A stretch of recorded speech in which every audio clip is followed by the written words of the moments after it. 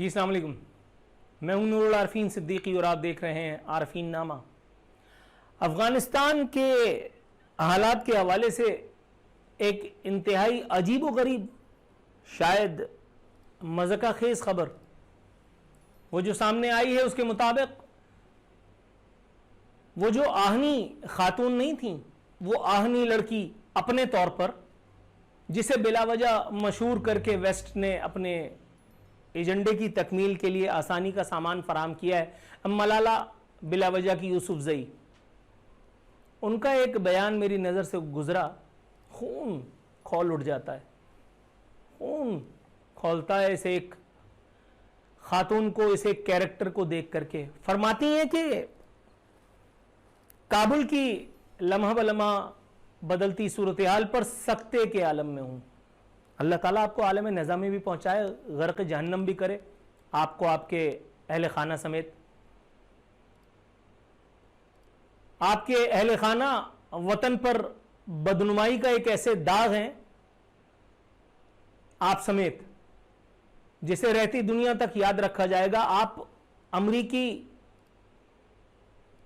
अगियार के बाल्फाज दीगर बिछाई हुई बिसात का वो मोहरा है, जो पाकिस्तान को बदनाम करने के लिए जब चाहता है वो थोड़ा सा आगे, थोड़ा सा पीछे, थोड़ा सा दाएं और थोड़ा सा बाएं करके, और वो हमें तिगनी का नाच नचाने पर मजबूर रखता है।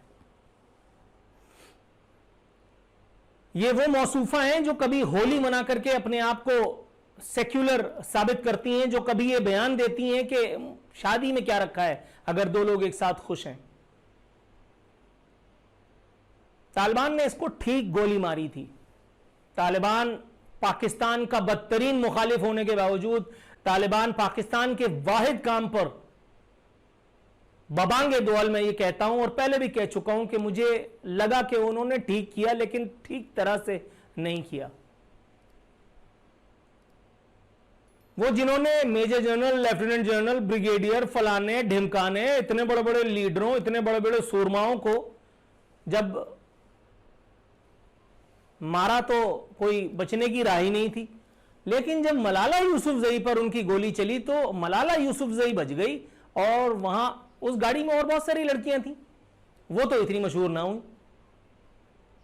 ये हाथ भर की, छटाक भर की लौंडिया, ये वो डायरी लिख करके, अबे अल्लाह माफ करे, माजल्ला तौबा इस्तगफार, माजल्ला तौबा इस्तगफार, तमाम तारीफें मेरे अल्लाह के लिए, तुझसे बड़े मोजे पहनता हूं मैं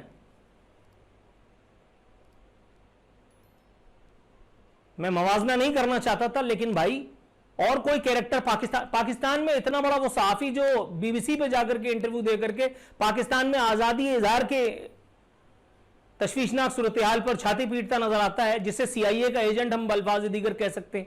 इसके अलावा और कोई चीज ऐसी नहीं है उसके नामा अमाल में जो अभी तक उसे इदारों के गैज़ व गज़ब से बचाए हुए है। इसमें कोई दो राय नहीं है, सब जानते हैं। आप समझ भी गए मैं किसकी बात कर रहा हूं, जो ये बता रहा है कि इतना बदतरीन सेंसरशिप तो पाकिस्तान में कभी भी ना थी।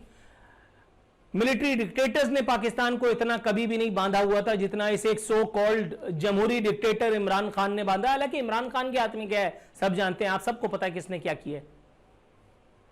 इमरान खान को बेचारे को बदनाम करने से क्या फायदा, वो मजलूम आदमी है, मासूम आदमी है, वो उसको पता ही नहीं होता शाम को मगरिब के बाद के हो क्या रहा है। आप उसको सलामी के चबूतरे पे खड़ा देख करके अगर गाली दे रहे हैं तो मेरा ख्याल है कि उसके गुनाह धोने के बायस होगी ये बात। लेकिन उसके बावजूद भी साथ में ये मेंटेन करना भी जरूरी है कि पाकिस्तान में आजादी इजहार की सूरत हाल उतनी बुरी हरगिज नहीं जितनी ये शख्स बताता है, ये सीआईए का परवरदा, सीआईए का एजेंट बताता है, जिसे लापता अफराद का दुख तो लाहक होता है, जिसे अपनी अफवाज पर तबर्रे का कोई मौका जो जाने तो नहीं देखता, लेकिन जब कभी वतन परस्ती का कोई काम करने की बात आती है, कहीं किसी जगह कोई मिसाल के तौर पे कोई मसलियत बरतने की बात आती है या कहीं खामोश रहने की बात आती है, तो उसकी लल्लो रुकती नहीं। इसलिए कि जो पैसे देते हैं वो फिर आपको भुकवाते भी तो हैं, जैसा इसको भुकवाया, इसको इस्तेमाल किया है।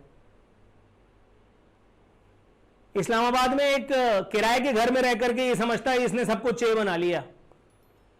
अच्छा भाई ठीक है, दुख्तर मशरिक करके मुखातिब करते हैं इनको। दुख्तर मशरिक मलाला, मतलब हिंदुओं की नक्काली करके ये मशरिक की बेटी बन गई बेहया, ये आबरू बाख्ता।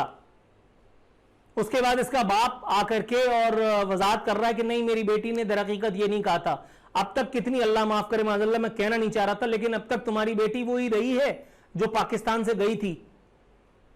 बंद लफ्जों में जो कह रहा हूं उसे जरा गनीमत जानो, बंद लफ्जों में जो लिव इन रिलेशनशिप्स के हक में बातें कर रही होगी, उसने क्या कुछ न गुल खिलाए होंगे भाई, और वो उसकी पर्सनल लाइफ है, वो उसकी आबरू बाख्तगी का मुझे कोई सर्टिफिकेट जारी करने के लिए मैं यहां नहीं बैठा। लेकिन इस एक बदबख्त औरत को, इस एक आबरू बाख्ता, इस एक बेहया औरत को और इसके पालने वाले आकाओं को उस वक्त तो तकलीफ नहीं हुई, कहती है मुझे इंसानी हुकूक और अकलियतों के हुकूक का गम लाहक है अफगानिस्तान में। अबे हरामजादी की बच्ची, तुझे उस वक्त तो कभी कोई तकलीफ लाख नहीं हुई जब मेरे नबी हज़रत मोहम्मद मुस्तफ़ा सल्लल्लाहु अलैहि वसल्लम के नामे नामी की पामाली और रुसवाई का जरिया बन रहे थे ये बदबख्त जो तेरे आका हैं। तूने कभी एक लफ्ज, एक ट्वीट इस हवाले से तो नहीं किया। इंसानी हुकूक की, तू जानवरों के हुकूक तक की बात करती है। रांदा दरगाह, नुत्फे हराम, अल्लाह माफ करे माज़अल्लाह, में इस सारे अल्फाज अल्फाज दीगर भी कह सकता था, लेकिन यहां की आग नहीं ठंडी होती। ये टेढ़े मुंह वाली, अल्लाह माफ करे, बदचलन औरत, तौबा इस्तग़फ़ार, मेरे मुंह में खाक, लेकिन मुझे ये कहना ही है, नबी की हुर्मत के ऊपर कभी इसका कोई बयान मैंने नहीं पढ़ा। मैंने कभी इसका कोई बयान नहीं पढ़ा कि पाकिस्तान ने जितनी कुर्बानियां दहशतगर्दी के खिलाफ जंग में दी हैं, अफवाज पाकिस्तान ने, और सबसे बढ़ के अफवाज तो चलो पूरी दुनिया में कुर्बानियां देती हैं, अवाम पाकिस्तान ने जो 70,000 खिलाड़ी आउट करवाए उनके ऊपर तो कभी इसने कोई बात नहीं की। कभी जॉर्ज बुश की गोद में बैठी है, कभी जाकर के वो बराक ओबामा के सामने बैठी है, कभी जाकर के वो बोरिस येल्सन के पास बैठी है, कभी किसी से मुंह काला करा रही है। कभी इसने पाकिस्तान के हक में तो कोई आवाज नहीं उठाई। और वो इसका बदबख्त बाप जो अपनी कमाई, बेटी की कमाई को अपनी कमाई का जरिया बनाए, इसको ढाल की तरह से इस्तेमाल करता फिर रहा है। ऐसे यूसुफ ज़ई भी हैं, अल्लाह माफ करे माज़अल्लाह, ऐसे पश्तून भी हैं, माज़अल्लाह माज़अल्लाह माज़अल्लाह। पश्तूनों की गैरत तो मशहूर है भाई, ये किस किस्म के पश्तून है। बहुत सारे ऑब्जेक्शनेबल अल्फाज इस जुमले में मैं इस बदबख्त औरत के बारे में बोल गया हूं, लेकिन मुझे ये सब बोलना ही है, बोलना ही था। इसके हक में ऑक्सफोर्ड यूनिवर्सिटी प्रेस से कोई किताब छप जाए या वहां से इसके बैरूनी आकाओं की जानिब से इसके हवाले से कोई खुशकुन डॉक्यूमेंट्री जारी कर दी जाए, इसको बड़े से बड़े सो कॉल्ड लीडर, बड़े से बड़े इंटेलेक्चुअल की माहियत मुयस्सर आ जाए, कोई फर्क नहीं पड़ता। कौन नहीं जानता कि यह एक वेस्ट का मोहरा है जो उसने पाकिस्तान को जलीलो ख्वार करने के लिए इस्तेमाल किया है। आज तक कभी उसको, कभी आसिया बीबी के अलावा और इस मलाला के अलावा अमेरिका ने इतनी आसानी से किसी को, अमेरिका बरतानिया ने शहरियत दी है? कभी फ्रांस ने बुला करके किसी को अपने सर के ताज बनाया है? अब भी समझ में नहीं आ रहा कि मामला क्या है, एजेंडा क्या है।